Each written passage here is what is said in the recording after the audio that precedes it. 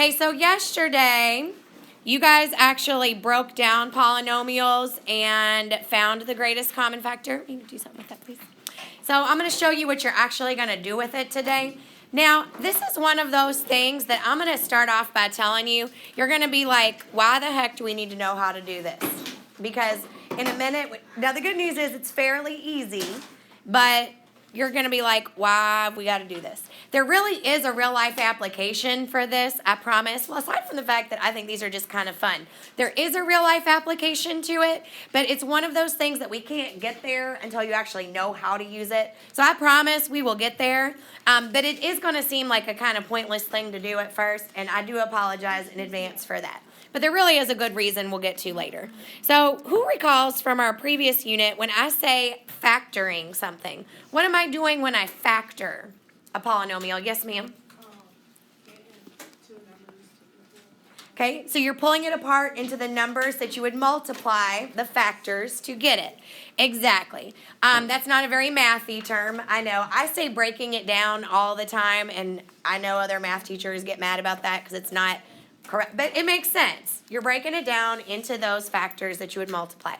Okay, so, and the way we're going to do that is by basically doing the opposite of distributive property. You're going to see how that factors in a moment. Okay, so it's easier just to kind of show you with an example. So we have a polynomial that we are going to factor, that we are going to break apart into pieces.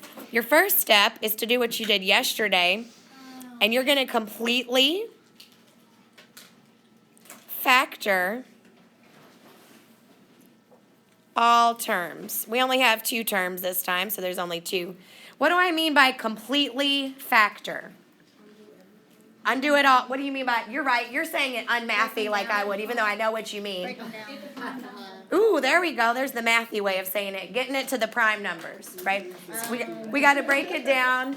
We got to break it to the prime factors. That's what we mean by completely factor. Yes, ma'am? Since the 2 is already a prime number, do we just leave it as 2? That's a great question. Yes, ma'am, because the 2 is already broken down, or is already prime. So now the book lays it out, like our procedure is the same, but the book lays it out much differently than I do. You can feel free to go and look at the book, and maybe you like it better the way that they do it. Because mine is kind of laid out horizontally. So what I do is I might like spread out my paper a little bit, and I'm going to completely factor it horizontally so that it's like this. I do 2 times y times y, because obviously those are the factors, right? Okay, so I completely factored my first term. Now the 18, to break down the 18, I'm going to, in a different ink. Oh, yes, ma'am, I'm sorry. You want to go ahead and tell me? Or you got a question? Uh-huh. Oh, yeah, so there should be kind of like a little dot in there. Yes, ma'am, you're right. I thought I put it in there. That's my fault. There should be a little dot there. Thank you for keeping me straight. Okay, now some people in the previous classes have been doing factor trees. Some have just known how to break it down in their head. It kind of depends on who you are. For those of us that are more visual and kind of need to see it, I'm going to change my ink color, and I'm going to kind of break down this 18 into steps if you're one of those people that it helps. Lots of people were really into factor trees when they were doing it, and it kind of helped them today in class. So my prime factors that break down the 18 are 2 times 3 times 3 times y. So I just did my first step where I completely factored both of the terms. My second step is that I need to identify all the factors they have in common. Okay, so step 2 is identify your common factors.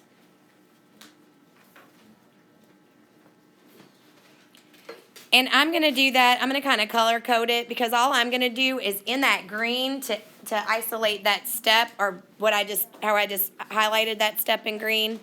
I'm going to take green ink now, and I'm going to underline the factors that they have in common. So they both have a 2, and they both have a y.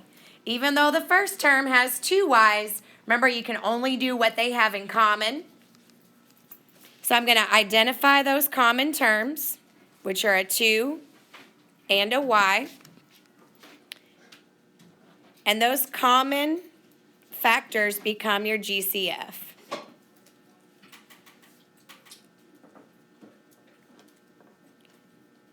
So we've really just done only what you did yesterday. So the GCF for these two polynomials is 2y.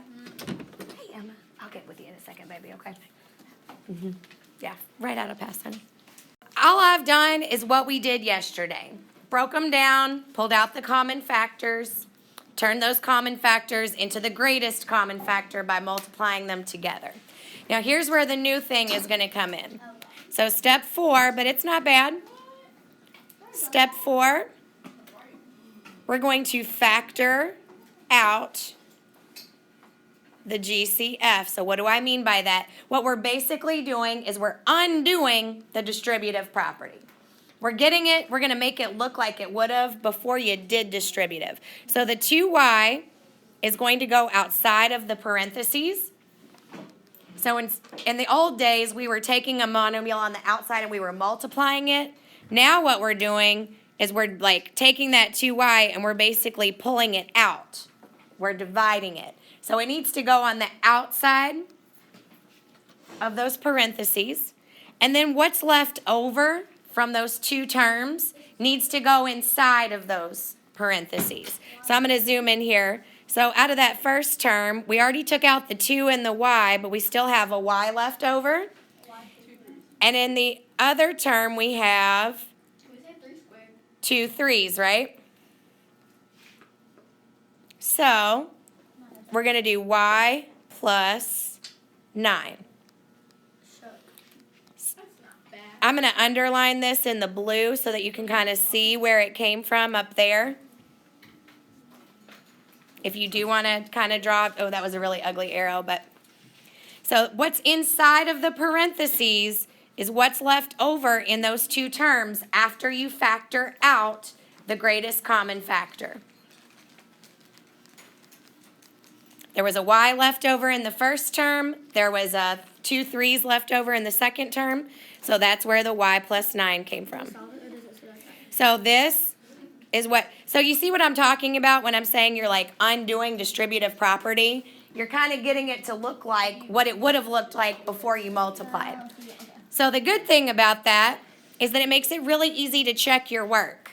There is no reason on the planet for the next little bit for you to turn in a test with a wrong answer, because I know for a fact that you guys are excellent at multiplying polynomials. So now to check, okay, because this is our answer. Okay, it asked us to factor. So we took out the 2 9 and we factored it. So to check ourselves and see whether or not we did it correctly, all we got to do is take our answer, take that factored form, and do distributive and see if we end up with what we started with. 2y times y is 2y squared, and 2y times 9 is 18y. Is that the original problem I started with? It sure is. 2y squared plus 18. So, you know, go over here for a second, please, ma'am. So you know for sure that you did it right. So again, I see you, ma'am. Just 1 second, please. So we found our greatest common factor. And all we really did is we just pulled out that common factor and left the other pieces of the term inside of the parentheses. So we did the opposite of distributive, which makes it really easy to check by using distributive so you know you did it correctly. And again, I know you're sitting here like, why the heck would I want to do this? I promise it'll be more clear in a few days, like when you would actually use this. That's actually a really great question. If the directions had said identify the greatest common factor, like we were doing yesterday, then you would have stopped right here at GCF equals 2y. But that's not what it asked you to do. It asked you to factor the entire polynomial, which means you still need the polynomial, but you need the version of it with the greatest common factor pulled out. Here's one that has 3 terms, and I'm going to let you guys do most of it on your own.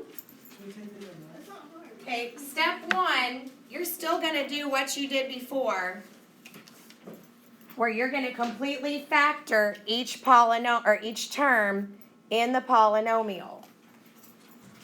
But what I need you to notice is, because we got negatives in there this time, right? Okay. Whenever you're factoring a negative term, you need to include a -1 inside of that prime factorization. So I'm going to factor the first term for you. Okay, so that negative 4a squared is going to be negative 1 times 2 times 2 times a times b. Okay, so if it is a negative term, when you break it down, you need to factor out a negative 1. Now, you guys go ahead and factor the... Okay, I'm going to go ahead and do the first step because most of you guys have gotten that first step. So if I already completely factored the first term. That second term would be negative 1 times 2 times 2 times 2. And I kind of ran out of room. I'm going to put this in the bottom. Times A times B times B. Just know that's part of all the same. And then this one's easy, right? It's just 2AB. Yep. So step 1, completely factor. I got it broken down all as little as it's going to get broken down. Step 2, identify the common factors that they have. Ayana asked a really great question that I think is better answered with an example, but I know other people probably have the same question, even though I'm going to wait a minute to answer it. There's a reason you couldn't just do negative 2 times 2. Like, there's a reason we factor out the negative 1, and I will get to that in a minute. But just know that there is a purpose. Okay, so what are my common factors? I've got a 2, and a 2. Each of them has an A, and each of them has a B. So our GCF is 2 times A times B, which is, of course, 2AB. So that is my common factor. So what we're doing is we're basically undoing the distributive property, right? We're pulling out a 2AB from each of those terms, and it's going to go on the outside of my parentheses. And then whatever is left over is what's going to go inside the parentheses. So I've got a negative 1 times 2 times A, so that's a negative 2A. I've got a negative 1 times 2 times 2 times B, so that'll be a minus 4B. Should I just close the parentheses like I just did because that 2AB is all factored out? No, we have to do a 1. You do have to do a 1. Yes, ma'am. Now, what one of my students in second period was kind of worried that she would forget sometimes that if all of the factors were factored out of there, she would forget about that 1.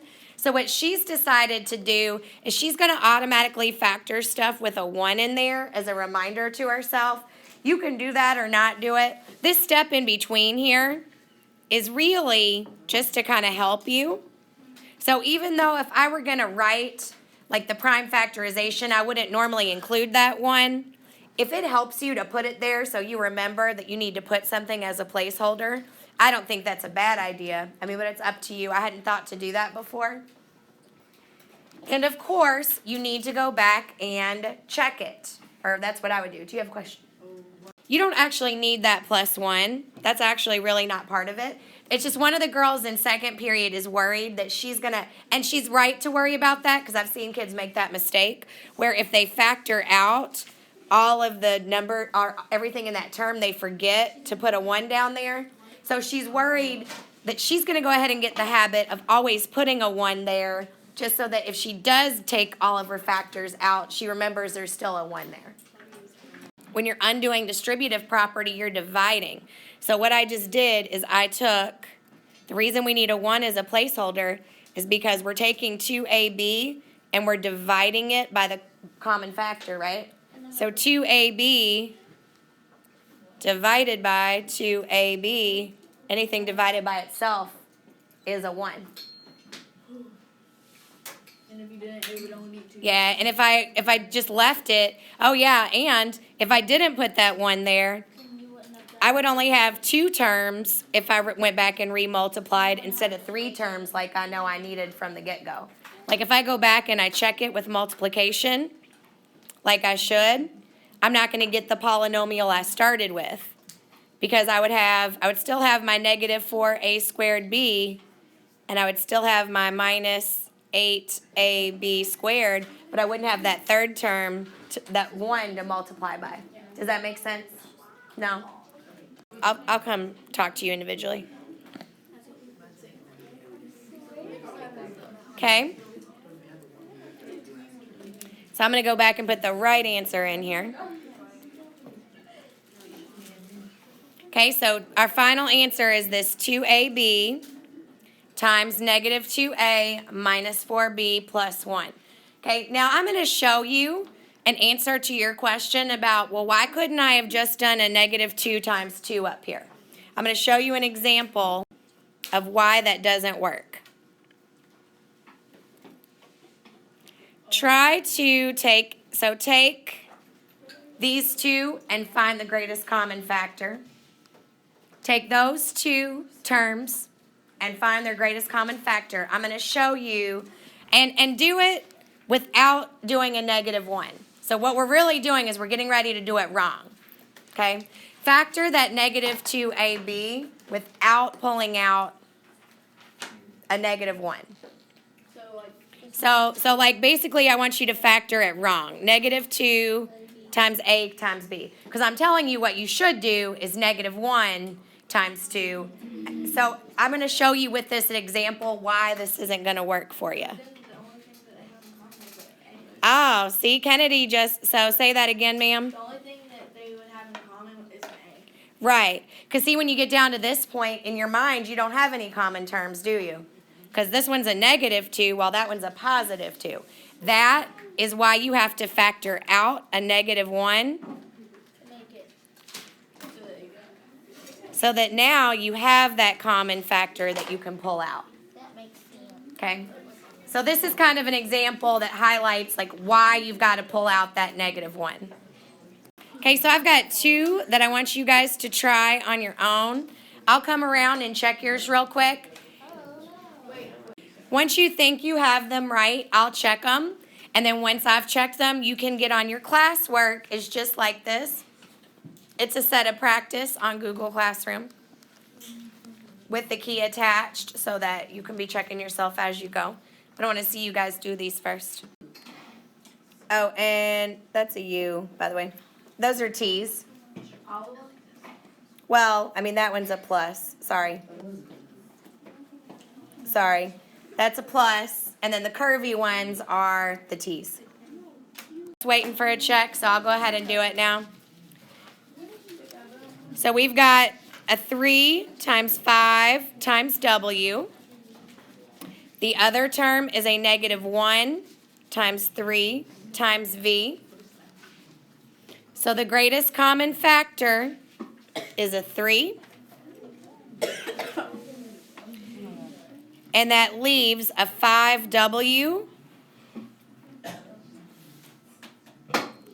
minus V. Because that would be negative 1 times V.